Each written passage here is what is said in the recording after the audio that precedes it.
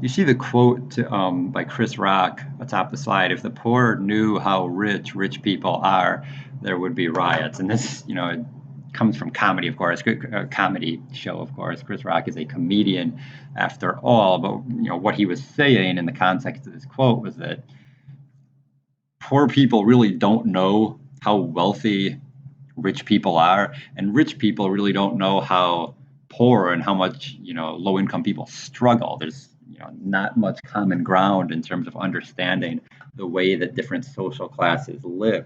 We just talked about absolute and relative poverty.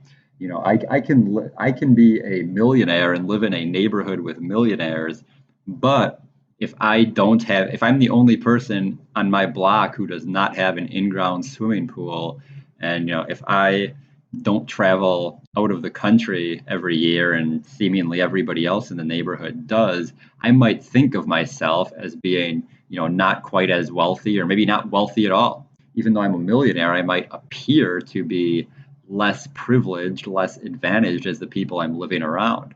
Am I in poverty? Absolutely not. But relatively speaking, I don't have or do some of the same things that people around me do. So when we talk about wealth and poverty, there's a lot of misunderstanding there.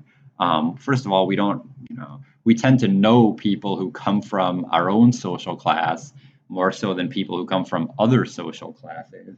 And then also, because social class is in many ways subjective, and because appearances can be deceiving, and because of status inconsistency, which we talked about, it can be difficult to understand, what social class somebody belongs to and all the advantages or disadvantages that they might have. So to look at this graphic here, we see the actual distribution of wealth in America. Now, this is from data about 5 years ago. The actual distribution of wealth in America, we see the wealthiest 20%, so the richest 20%, that shade of yellow, they own about 85% of all the wealth in this country. If you look at the bottom 60%, so the third 20%, fourth 20%, and bottom 20%, altogether, they don't even control 10% of the wealth. They're at, like, I would estimate about 6, 7% there. So the wealthiest 20% control over 80% of all the wealth. Americans think it's a little bit more equal. Now, Americans are not so naive to think that each 20% controls 20%. That would be total economic equality. That would be everybody making the same income and everyone having the same wealth. Americans believe that the wealthiest 20% controls a lot more than their share, so to speak, and they know that the bottom 20% is much has much less wealth, but it's still not even, of course, and it's not as what Americans think the wealth distribution is not as tipped in favor of the very wealthy as it actually is on top there. Then, if you look at the bottom, what they would like it to be, this is interesting to me. Americans want it to be more evenly distributed. They want each group to have a more fair share of their income, but they still want the top 20% to control a larger share of the wealth. They still want the bottom 20% and the fourth 20% to have comparatively less wealth. We can think of why that might be. Maybe they want there to be incentives for people who do great things.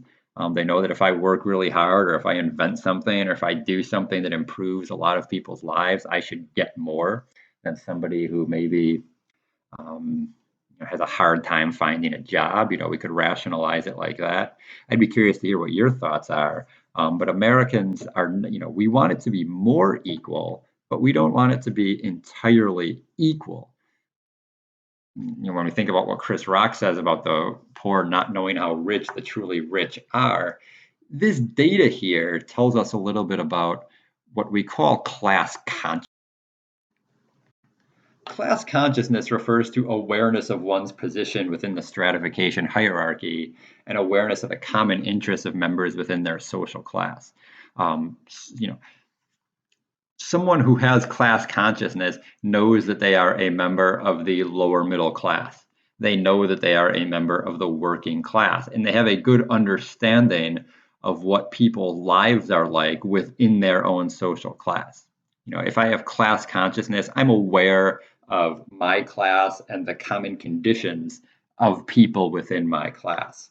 If I have false consciousness, to draw a contrast here, false consciousness is a belief or attitude that does not reflect one's true position in the stratification hierarchy.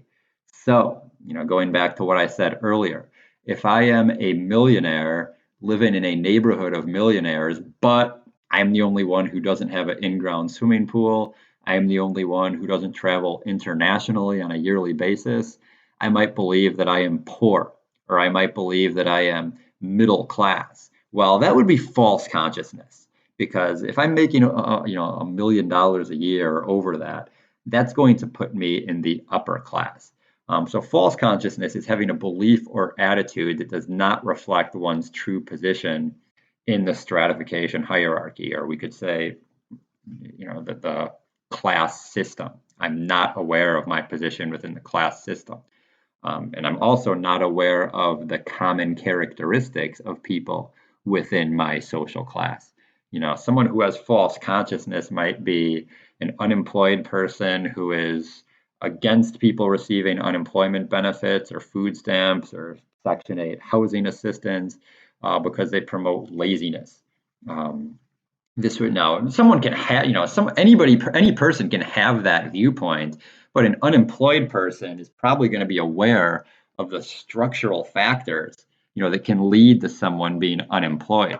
An unemployed person would presumably be more aware of the difficulties that many other unemployed people might find when they look for work. So if I say that unemployed people are lazy, and government benefits make them more lazy, that's an example of false consciousness, because it shows a misunderstanding of the characteristics of people within my social class. Another example is, you see, I wrote on the slide, someone who has inherited millions of dollars from maybe a grandparent or aunt, uncle, and they say, I've worked hard for everything I've had. Again, that shows a misunderstanding of how advantaged they have been relative to other people. That would be an example of the Chris Rock quote. That's false consciousness. We tend to either overestimate or underestimate our own level of advantage in society.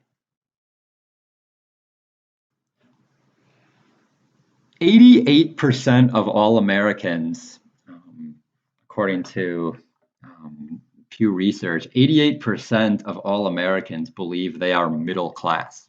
They believe they fall somewhere in the middle class. Now, they weren't asked about whether they're in the upper middle class or the lower middle class, but 88% of all Americans say they fall somewhere within the middle class. That is an example of false consciousness.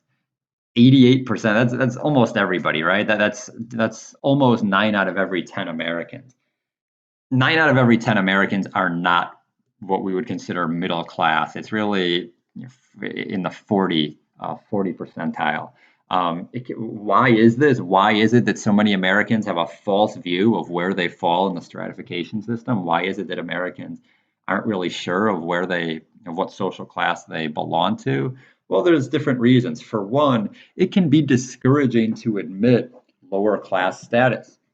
In America anyway, and certainly many other cultures throughout the world, especially Western cultures, we tend to associate wealth with how hard somebody has worked. Now, again, that's not true, because as we know from defining the upper class and the super rich, many people make a lot of money without having to work or without working at all. But yet and still, we tend to associate class status with how hard someone is working. So if somebody says, well, I'm lower class, people might look down upon you. Well, what's wrong? Or, what haven't you done in life? Why are you not working harder? What mistakes have you made? What bad choices have you made? So it can be discouraging to admit lower class status.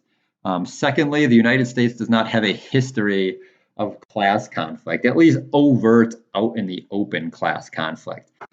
This is not France, where the Revolutionary War in France was fought largely on the basis of different social classes. We don't have a system of royalty here. We've never had a caste system like in India. Now you could say slavery, for African Americans was certainly a form of a caste system, but history has progressed to a point where that's no longer in place. I'll give you an example here of kind of how this works. People in America tend to identify with a number of different characteristics before they identify with a class. If someone asks you what you are, think about the ways you might answer that. You might say, I'm a man, I'm a woman. You might say, I am whatever your job is or your certain status at the time. You might say, I'm a construction worker, I'm a nurse, I'm I'm a apartment manager, parking lot attendant. You might talk about your job or your status as a student. You might also talk about, if someone asks you, what are you? You might talk about your racial or ethnic background. I am white, I am black, I am Hispanic. If someone asks you, what are you, however, it's very rare for someone to say, well, I am lower middle class or I'm working class. I'm super rich. We're not, the way we're socialized in America, we're not really trained to think of ourselves as belonging to a social class. In fact, many of us are taught that if we work hard and if we work hard and go to school, treat people with respect, we can do great things in this country, and we can be whatever we want to be. You can be whatever you put your mind to. You work hard, you will be successful. We're trained to think like that, much more so than we're trained to think that we belong to a social class. And unless we, overcome structural barriers, we're probably going to stay in that social class.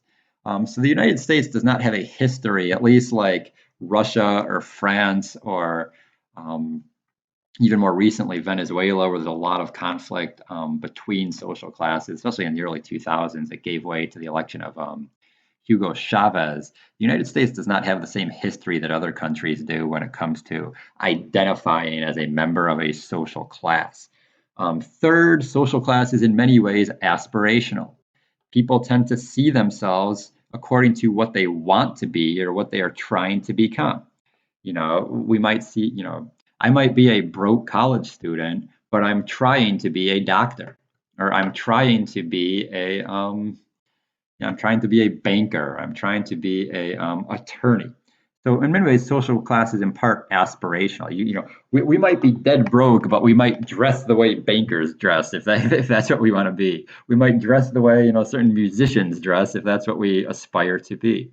So social class, at least in terms of the things we buy, the way we act, even where we live. Artists tend to live around other artists or in neighborhoods where they have performance venues.